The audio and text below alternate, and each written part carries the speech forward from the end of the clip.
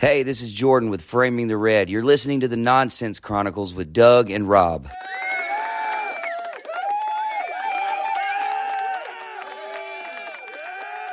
Hello and welcome to the Nonsense Chronicles. This is Doug Sashery, and as always, I am joined by Rob Mendiola.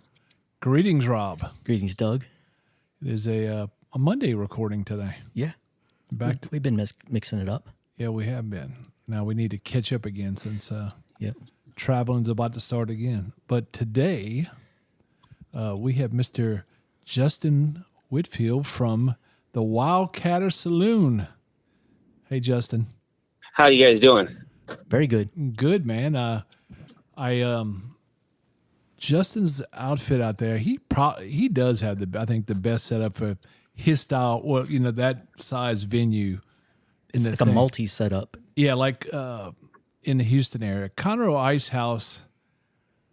They could do the same, but they don't have his knowledge of how to run a place like he does, and they don't have the parking he does. They've got a good start what they could do, but no, they don't have what he has already.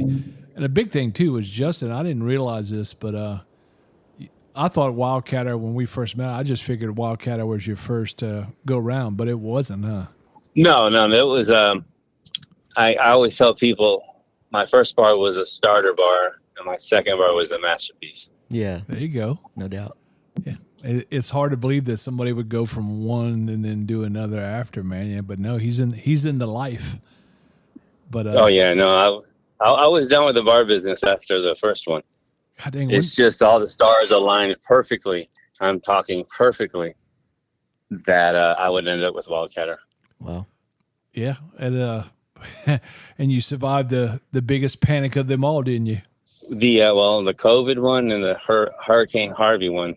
Yeah, Rob said, did you flood during Harvey? Yeah.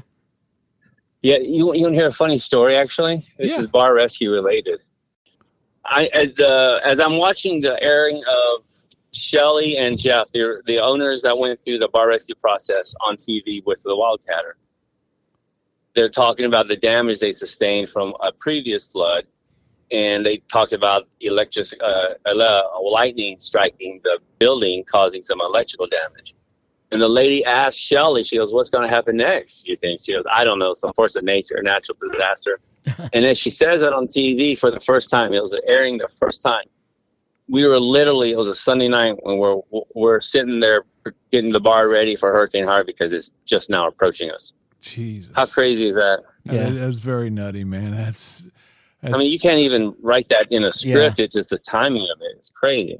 And it was a lot worse than everyone anticipated, of course. Yeah, and especially on that side of town with the reservoirs that they really didn't prepare. Yeah. As far Well, as with me, it wasn't the reservoir that flooded us. It was all the construction upstream. Oh, yeah. yeah, I didn't sue or anything, but that's what I learned after the fact. But you know what? We built back the Wildcatter stronger, and it's more flood proof. We raised everything a certain level to where if it floods again, it's not going to damage anything. That's cool. yeah, he's done a good job out there, man. That place it's like it's like the Winchester House. It's always evolving, and when I went somewhere earlier this year and I sent him a picture because I know he's always looking at the next. What can we flip here? What can we flip there? And he, 2 stages outside, and then you got the indoor stage, of course, too. So it's always welcoming and Gets a lot of action. It does. Yeah. Your country Yeah, band. it's crazy. It's built. Go ahead. It's built for speed when it comes to music venues. Yeah. It's ready to go. It's built for large ones. But before I got a hold of it, no one ever took advantage of stage 2 or 3. Yeah, They that's just crazy. use the inside stage. And sometimes you're running both of them simultaneously. Well, yeah, back and forth between sound check. One Yeah. will play while the other one's getting ready. Right. Yeah, he's got is country still the biggest draw out there? Well, national acts, country always draws the best. It definitely wins in the best looking female category. Yeah. Yeah. All the pretty girls come out to the country Yeah. concerts. There you Absolutely. go. That's Texas. In my venue, Muscadine Bloodlines #1, it was like 3-to-1 female to male ratio, and out of the 3, 2 of the 3 were hot. It was Wow. crazy. Damn. And then the South Hall band is #2. So those are 2 records right there. The bands don't realize they hold at my bar. Wow. I'll be damned, man. Yeah, I know. Our old friend John introduced me to quite a few people over there, over the years, and I'll never forget that night. I was over at the new construction at where my house was being built, and I had to drive. He called me and asked me to come out, and at that time in his life, what he was battling, there was no way in hell I could tell him no. So I drove back to my friends, changed, and that was 40 minutes, and drove back an hour to the Wildcatter, and went and met the Able guys. And as soon as I get off the bus and we're walking to a little area behind the stage, John says, "Doug, I want you to meet somebody else." Roger Clemens was right there. I was like, God damn, man, this is a busy night.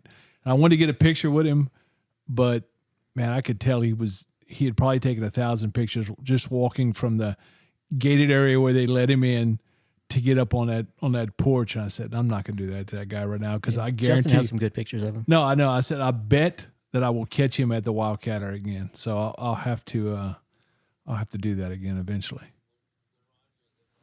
Uh-oh, we lost. What was that? And I was like, "Hey, Roger, why does your friend look familiar?" And he goes, "Can you hear me?" Yeah, I hear you. I'm sorry. It was me. Okay. He goes, "I don't know." He goes, he tried to buy the Astros the last, however long ago. And I was like, "Oh, okay." And that's not why I remembered him, though. I was like, "Damn, okay, he tried to buy the Astros." But I remember him because he's in a meme with Roger Clemens when they're watching UFC.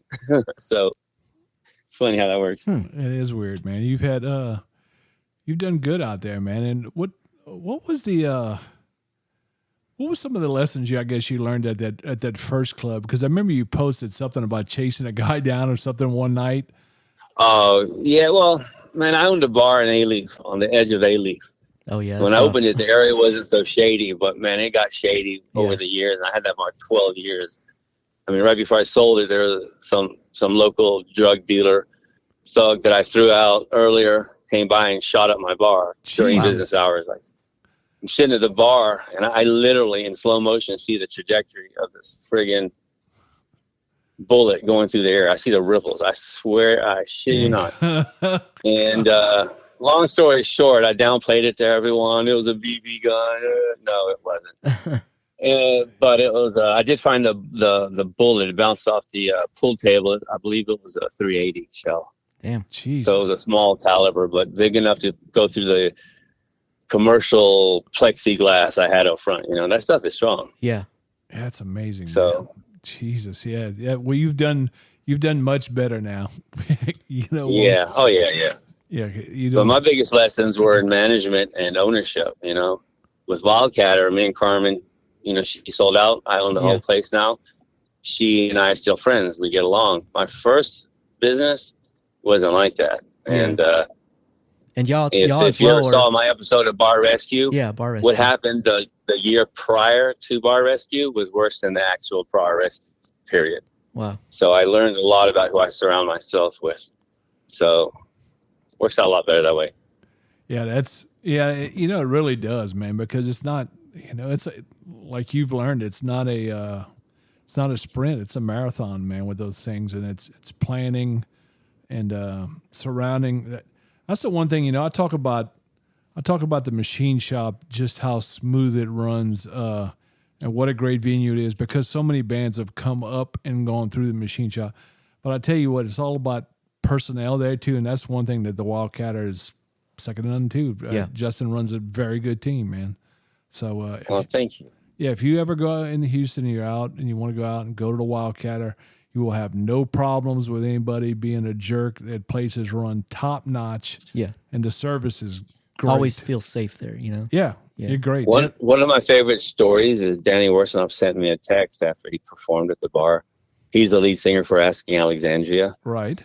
And he named he said basically for us being, this is like his second trip through my show at my place. And he's like, since you guys have always been top notch, blah, blah, blah.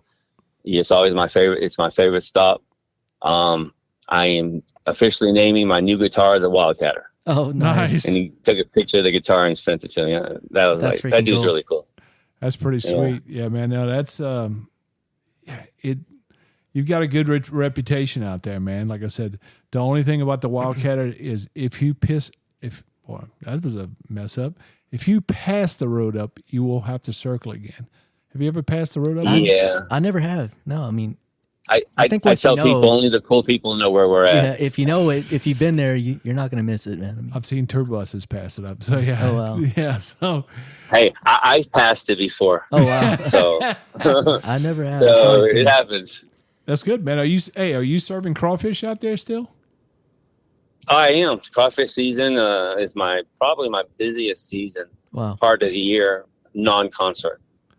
Yeah, that's good, man. And the best. What would you say? Your best shows of the summer, right? Well, I would say spring or fall. Summer, it gets. But my biggest shows were summertime, I guess. Whiskey Myers and Aaron Lewis. So those are July, or that was June and August or September. Wow. And I can remember John telling me, "Man, come out and see this band, Whiskey Myers," and I didn't go. There was a couple others like that. Oh, dude! I know. I had to go see him at 7. They look where they're at now. Yeah, Yeah.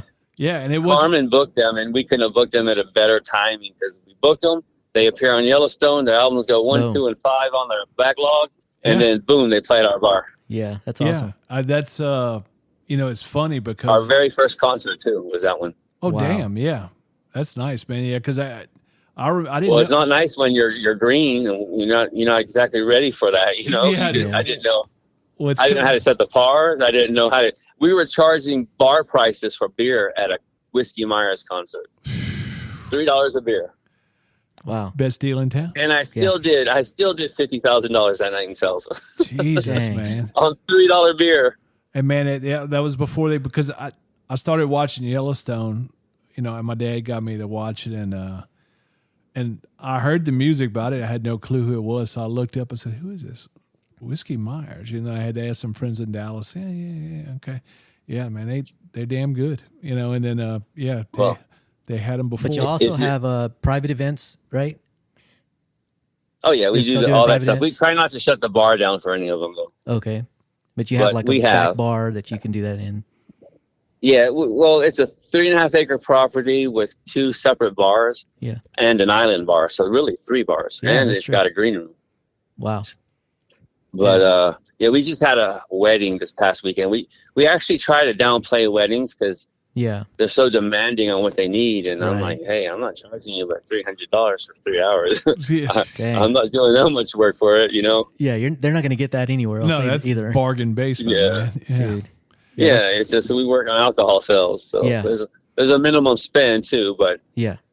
Yeah, that's good because it kind of does promote that. Yeah, man. And you've got now. How's the road? How's the road going out there, man? You still is it taking a beating? we like again? to fix it every other weekend for it to tear up every other weekend. That's the only place you I can know, off road, man. These, They must have it's some. like I said, Bring the you Jeep. have to really want to come to my bar to get there. Number 1 and number 2, only the cool kids know where we're at. So. That's right. That's it. You got to bring the Jeep. It's those 18-wheelers we're running with snow tires, I think, during the middle of summer. Yeah. 18-wheelers are always going to just tear anything up. A Corvette can make it down, but you know what? Smooth sailing never made a skillful sailor, right? That's right. That's Captain. right, buddy. Absolutely. No, I So- love the You've wild. also done some filming out there, right? So it's a kind of a location for shoots, right? Oh yeah, there's a movie. Now check this out. I'm going to tell my age up, but if you had told me when I was a kid I was going to be in a movie with Lee Majors, I would Oh, have been, wow. Seriously. shut up. I didn't know that. You know, Cool, man. but they came out there. The movie's the name of the movie is Narco Sub.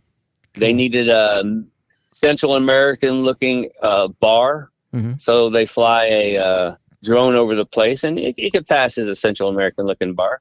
I give it that. Little And jungly. Yeah.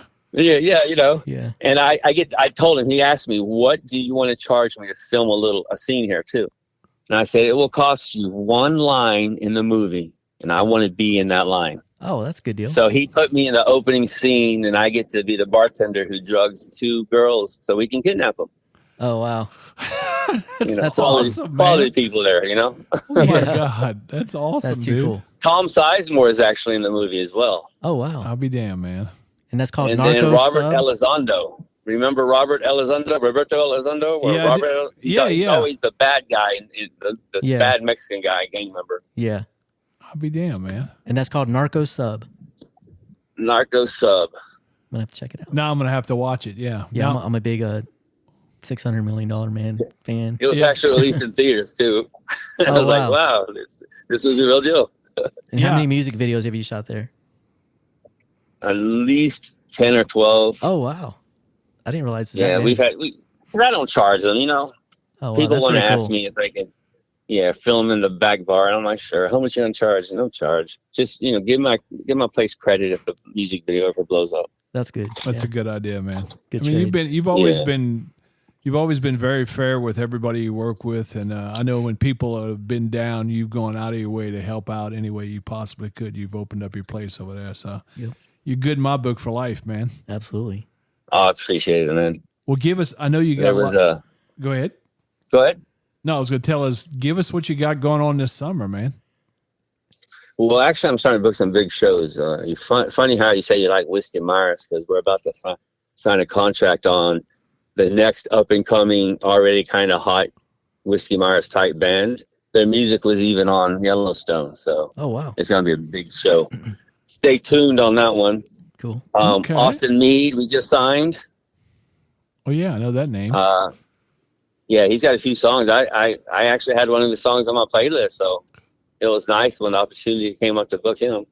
Go ahead. We have Faster Pussycat coming. Have you guys ever heard of the Super Suckers? No. Yeah, neither had I, but their music's really good. They're not like a A or B level, they're like a C level. But they've been touring since the 90s. Oh, wow. And they literally have some really good music. I was like, holy shit, this is one of those bands. Highly recommend listening and checking them out. Super Suckers. Super Suckers. Oh, because they were on the bill with Faster Pussycat, and I'm paying for it. I'm like, what the hell are these guys I'm paying for? Let me do some research. And I was pleasantly surprised. I'm really looking forward to that. We just signed Gilby Clarke. Heard that one. Yep. He's coming. He's the old guitar player for Guns N' Roses. Yep, He took Slash's old job. Yeah, it wasn't very long though, right? He was in the band, was he? I think it's a short 3 years. Okay, yeah. 3 years. Yeah, but he was a guitar player for the Spaghetti Incident, which I used to jam that album. Yeah, he's a session musician too, I think. Yeah, I'd imagine. He's what? Like he does session work, I think, a lot too. Yeah, he's just really gifted guitar player. Yeah. So we got him, and then I had a contract. I just haven't signed it, but I might as well tell you. We just signed the Pretty Boy Floyd Trickster combo concert. Nice. So I got it. So we're pulling in the old hair metal type music, and we're pulling in country, and that's pretty much It sells out there. My man. biggest. Have I ever? Can I tell you my biggest miss on concerts? Yes. The year is 2019. This artist comes through. They want $12,000, and he's named after fucking peanut butter and jelly, some type of fucking jelly roll. Oh no! And I'm like, $12,000 for a jelly roll? Yeah. No, thank you. That's funny. So I passed on him. Wow. And that was my biggest miss. Yeah, because you know what? Like Bartlett got me and Laura backstage for the Shinedown show in Biloxi, and Jelly Roll was playing it. I knew of him, but I had never listened to his music, so I listened to some of it on the way. I was like, hey, it's pretty good. And got to meet the guy backstage. Just appreciative as a guy you could possibly imagine. And it was maybe 4 months later where he blew up at the freaking CMTs, man. Wow. Then he went freaking nuclear. Yeah. So you did. Yeah, it's crazy how fast too. Yeah. He blew up. Yeah. So yeah, those happen though, man. Sometimes you're better off not doing. Sometimes it's a balance. And look, you learned over the years, so you're still there. Yep. At least I can say I screwed something good up. You know? It all happens, man. But no, y'all do a good job out there, man. And we just wanted to talk to you a little bit about that today. Promote the Wildcatter. If you're ever in Houston area, please go to Wildcatter, because you never knew who you're gonna see out there besides the bands and the The service is fantastic. And you're open 7 days a week now. This one over here, right? This is a true live music venue too. This is why we have people come. Yeah. The people that come are there for the music. They're there to interact. They're there to dance. They're there to move around. They're there to drink and have fun. It's always And a good time. In 8 years, I've literally had hardly any fights there. Yeah. It's all people that are mature. Yeah. You know, they treat each other with respect. Yeah, So, it's very it's a good friendly. atmosphere. It's a good crowd. Yeah, and if you want to check it out, I mean, I guess they have on Instagram, but I know for sure Facebook, and they have plenty of live videos. Justin does a good job of capturing what's going on in the crowd over there, and yeah, I mean, it always looks fun, man. Mm-hmm. Justin, I was going to tell you, man, thanks for joining us today, buddy. No, thanks for having me, man. Man, you heard it. Go and visit the Wildcatter Saloon when you're in Houston, Texas, man. It is a great place. This is the Nonsense Chronicles, and we are out. Later.